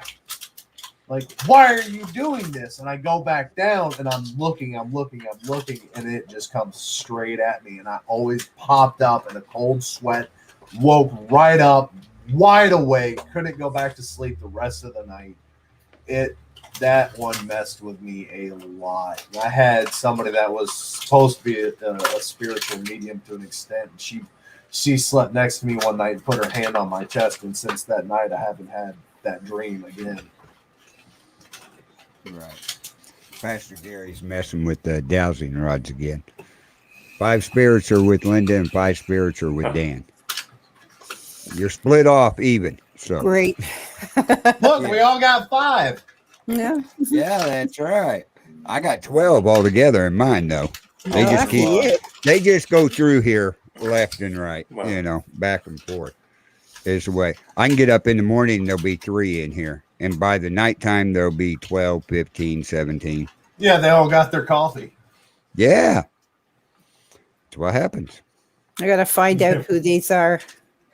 You ever have coffee go missing? You in your find house, out. Carl? Yeah, no And kidding. you make sure, Dan, or you let me know when you find out who they are. We're gonna be doing some sessions because that really surprises me. I knew there was something. There's always something, but Right. I didn't think it was that many. Yeah. Well, you find out if we're correct on that number. I really want to know, because that's what I want to show people is if it's not spiritual activity, how could we know? Gary's 13 miles away from me. I'm 1,000 and changed. I'm about 1,100 miles from Cameron. I'm approximately 1,100 miles from you two down there because I'm north of Kansas City. Yeah. So, look at the big difference there, and we're getting answers. And as we know, as paranormal investigators and stuff like that, spirits move at the fraction of a second. They can be here with me. They could be there with you before I say it. On that other realm, there is no time frame. Yeah. They just go boom, boom, boom, boom. And why they're there, we don't know. And I can honestly say we'll never know until we die. and then we'll know. True. Now there's 18 with you, Carl. Okay. More of them coming in. Okay, Gary, ask if they want to talk to somebody. And Gary, April is asking how many are with her. Oh, yeah. Yeah, Gary. Before he posts how many are with April, Carl, get yours out and we'll show people how many are there. So Gary Julie wants to know, too. Gary, That'll be a far one. Yeah, Gary, get how many are with April. Okay. Carl, how many spirits are with April Mueller right now? Count them off.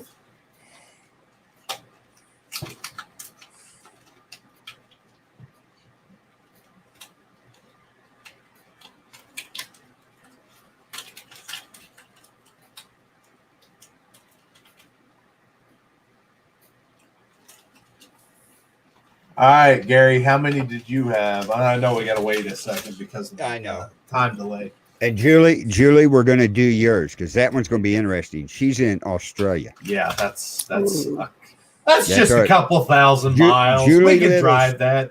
Dan, that's for further reference on your show. You'll see Julie Littlespud pop in and watch your show. She's from Australia, Queensland, Australia. She's one of our regular listeners. Cool. So is April. Hello. Such neat. He says Gary came 11. up with 11. I come up with 9.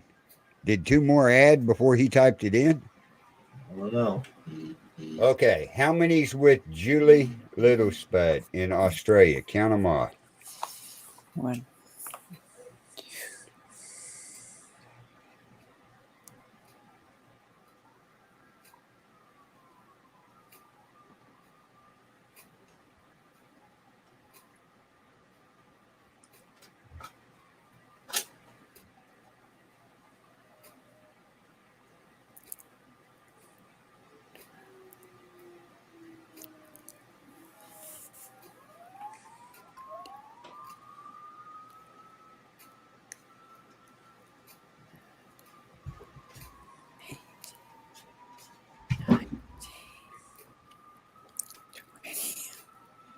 21.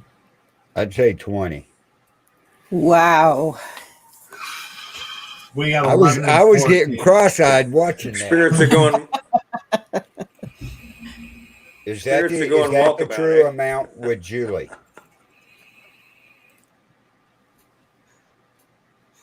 Okay. That's what I got on there. And Gary now says 14. I don't know if that's for April or Julie. But yeah.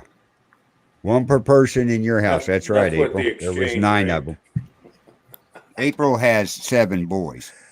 So Wow. we know our listeners in our chat room very well and everything, which is nice.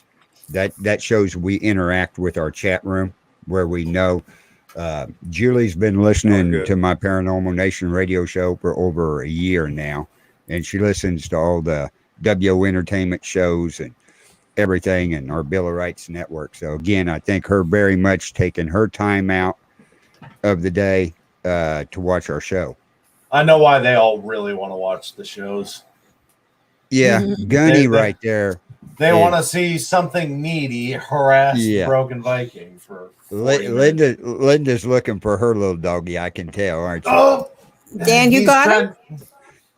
You gotta have a show dog. No. Where's Charlie? Charlie. Oh yeah, he's on the couch. Oh, okay. He's trying to mess with Pepper while he's standing on me, which doesn't make any sense.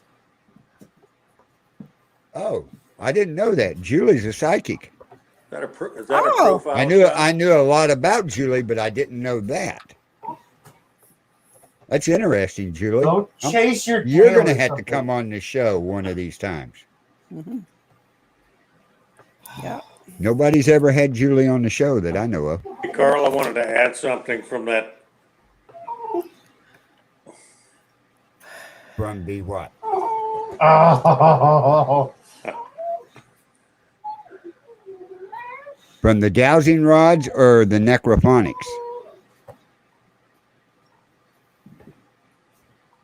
Oh, he froze. You froze up, Dan. I'm sorry. Can you hear me? There Okay. he goes. Yeah, Yeah. there Yeah, we go. now I can. You froze up. You're all right. Yeah. Do you I'm want the about to dowsing lose rods signal or do on you want the this. Real quick, necroponics? there's a necroponics. Okay, let me get that set up. Okay. I think it was fate. These two dogs came. This to me. is necroponics. I'm going to start it.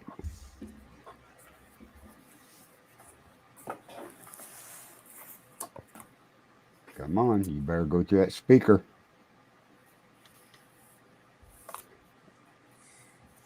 Yeah, I think it was fate. These two dogs landed on me. Bro. Just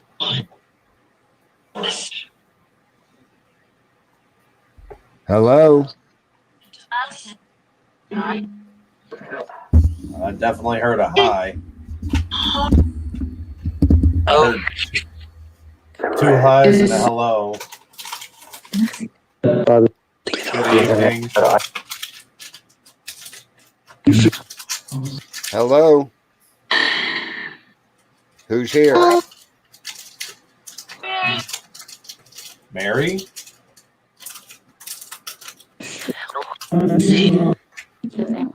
Steven? Okay, Dan, ask your question.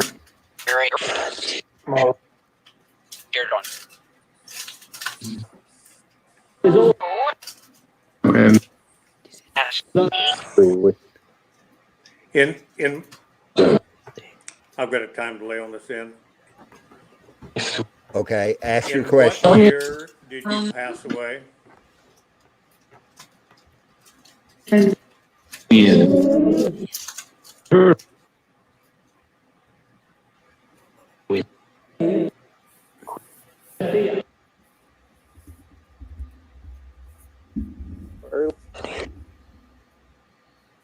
I heard 2010. Oh, you just farted on me. What spirits are down there with Dan and Linda? I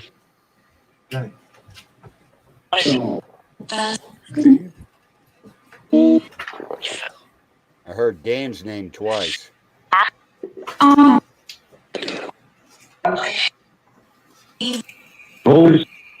Julie heard her name. Are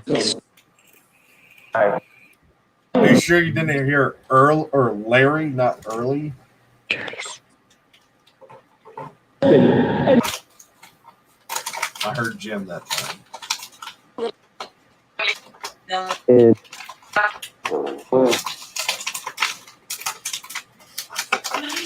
Is there anybody here that wants to talk to Dan or Linda?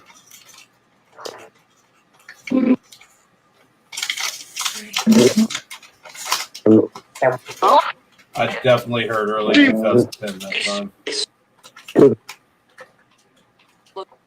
Mm-hmm.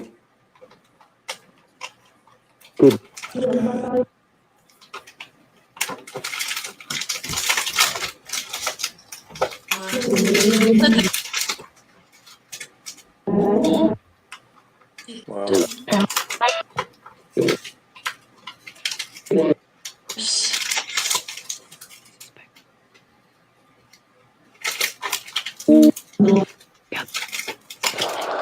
I've got a question. Go ahead, talk to Dan, okay? How did you die? How did you die?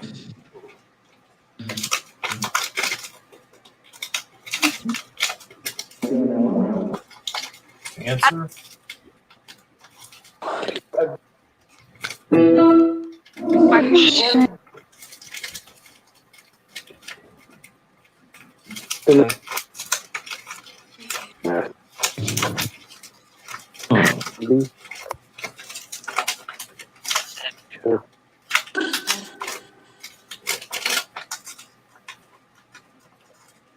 Is there anybody here that wants to talk somebody in the chat room?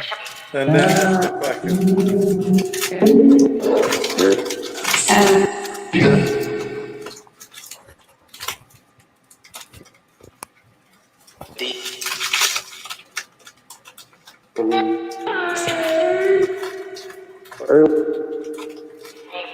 Are any of the spirits with me here want to talk?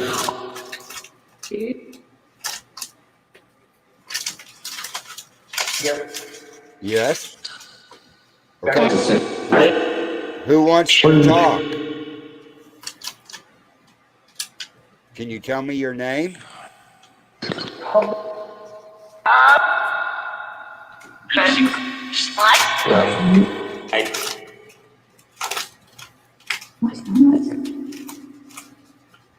Mud. Mud. I heard mud again. Gary heard his name. I heard mud 4 times.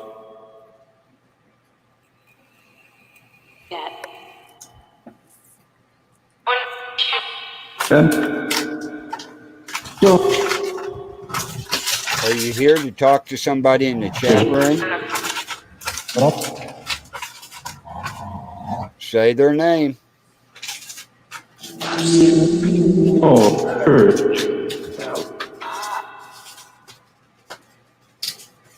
I definitely heard a Dan there.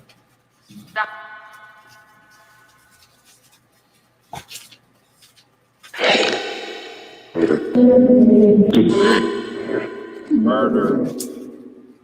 I heard murder. I did too. Who murdered? Murder. Yep.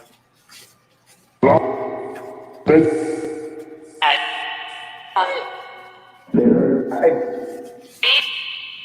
heard somebody say I murdered. Did you say Zach?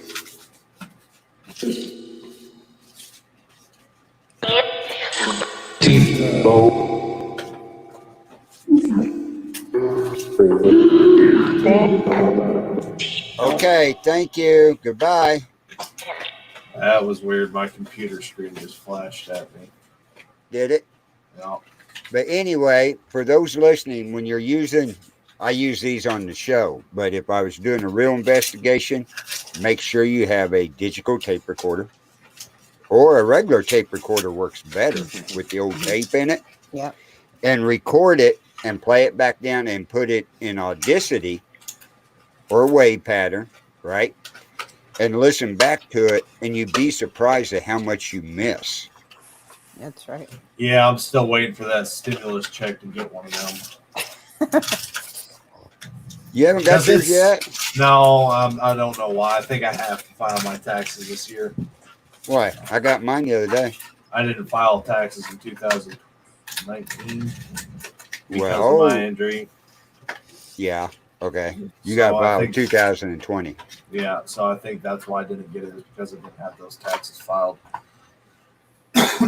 Yeah, I know personally I have a lot of problems understanding what they're trying to tell me. So Yeah, they do. But once you go back Especially and when they're trying listen through a talk. digital recorder in a software program, you can shorten it down and listen to it and Yep. listen to it. Mhm. And that helps out tremendously. I mean, when I started this, getting into the paranormal, I'd seen a lot of stuff growing up. But I got into the paranormal in, I think it was 2015 when we started our paranormal team. I'm going to show you a picture. It's a fuzzy picture of a gentleman. Okay. That's Jimmy McVeigh from Dusk to Dawn, who was my mentor in getting us started in our paranormal team. This picture was taken at the courthouse in Kingston. Okay. They were getting ready to show us some evidence that they had.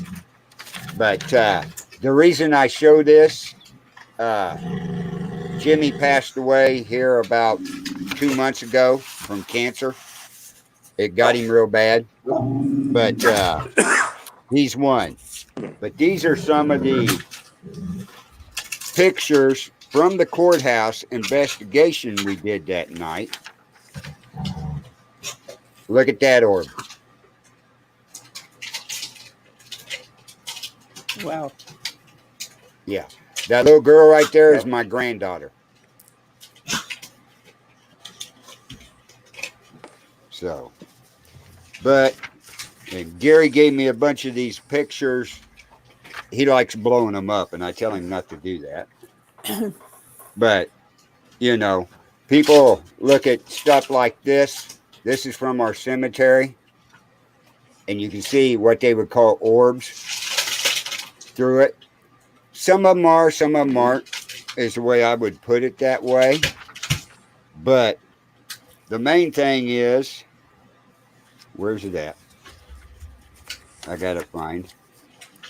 And of course, you've seen the best picture we've caught at the cemetery.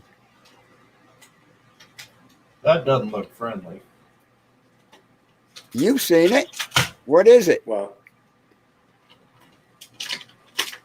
Dan, you saw it, didn't you, before? What's that look like to you guys?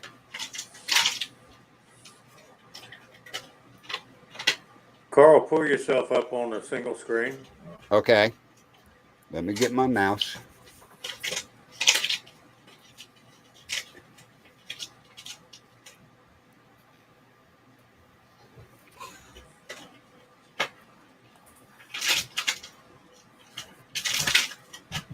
I don't know.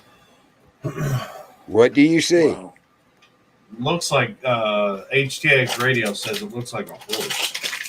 Thank you. Do you see the horse? Yeah. Dan, do you see the horse?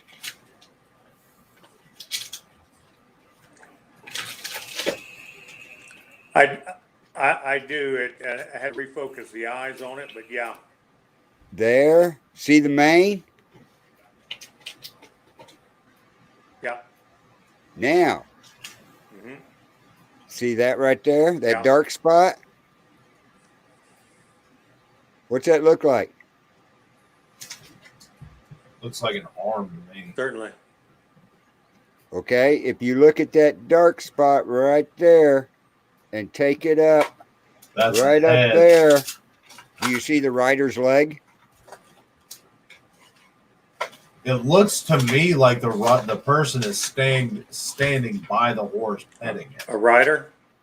Yeah. Anyway, this was taken by a trail cam out at our cemetery where they report seeing soldiers on horseback. Ha. Yep. Okay. Actually, I'll pull you up a better one. Just a second. Where's it at? Look at the screen. There it is. Yeah, to me it looks like the person is standing next to the horse, because if you follow that dark spot, it looks like his arm is outstretched, and it looks like he's trying to pet the horse. Okay. Swing a sword at it. Because if you follow that dark spot down, it gets darker, and then you have that other cloud of fog to the right of it, and that looks like his arm is stooped down. So it looks like he's reaching up to rub the horse. It looks like it might be a small person trying to pet this horse, or a very large ass horse. Right. Okay. And of course, you guys know what a SLS camera is, correct? A Connect camera where it shows you stick figures. Oh, yeah, I remember you showed me that. Yeah. Yeah. This was taken at our cemetery. Oh my The God. one standing up, that's Pastor Gary. There's nobody there. The one on the ground. Wow. and it's flat on the ground, like crawling.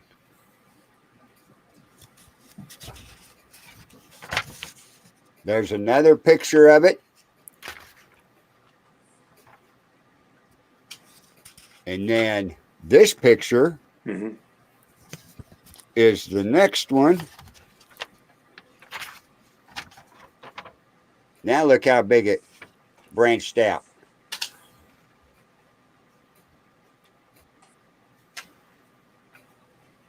Okay, now for the good pictures. This was taken at our camp out, at our cemetery we do once a year. This was taken by Pastor Gary. The red truck you see in the picture is Pastor Gary's truck. I'm going to put myself up enlarged. I want you to see this.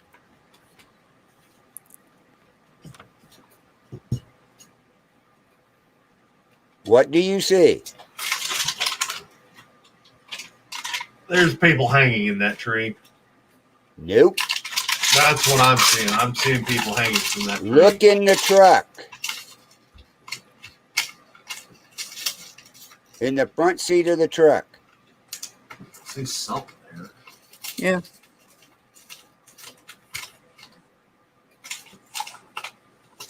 Yeah, you see something there, but there was nobody in that truck. Okay? Here is a blow up of it. Yeah, that's in the front. Whoa. Yeah. I just, looking at the first photo, I saw people hanging in that tree. Right. But this is what we know, we caught. And Wow. the psychic medium, Denise was out there with us, and she seen it. But it's not inside that truck. It's standing outside the truck. I mean, it's a Dodge, so I can't blame them. No, that's a Toyota. Oh, even worse. Oh, man, that's a nice Toyota. But anyway, where you see this right here, right, is actually standing on the outside up here, and it's a spirit of an Indian with a headdress on. When I first seen it, I thought it was Bigfoot sitting in the front seat. That's what I thought. Hey, It looks like Sasquatch. but Gary and Denise and all them see the Indian spirit. She seen it there that night. But that was caught inside the truck. And there There you was go. nobody in the truck. We was all at the campfire. There's a question for the dowsing rods. Is Sasquatch real? As real as you want it to be. Oh, If it says yes, then you know you got to go find Dean Cerny. if it says yes, that means I need to take Bertha out and try and find him. Well, yeah, because you got to go to Oklahoma. They actually opened up well, that's a spirit. Look at that. No. We got his picture over here leaning sideways, and he walks in over there. died. Okay, folks. Well, we're actually over time, and I want to thank you both for being on the show tonight and everything. I got to get my microphone back up here so you can hear me. But yeah, I want to thank both of you, Dan and Linda. You're welcome here anytime on this show or any of them, and for coming on tonight and telling us your stories. Come back, and we'll do some more. But everybody's got to check out Dan's new show Saturday morning at 8 a.m. Central on the Billerites Network and everything. Check out Chase the Wolf radio show there with Dan Williams, and he'll bring it to you. So, again, thank you both for being here tonight. Thank Come you. back. Thank you. Cameron, thank you for being here, joining in. Oh, well, I'm the host, damn it. I just had some shit to deal with. That's all right. But you will catch Cameron and myself tomorrow night on the Second Amendment Ranch Which on the Bill of Rights Network. Speaking of, I do believe we had our first sale this week. Yeah, April got hers, and we got some more coming in, some more on the website and stuff. But again, I want to thank everybody for showing up. Catch Paranormal Nation Radio on Sunday nights at 7:30 until Cameron finds out if his job changes. Yeah, on the hours. There may be some switching done, but stay tuned to WO Entertainment and the Bill of Rights Network, and you'll keep informed. So until then, we will see you next week. Bye-bye. Bye bye.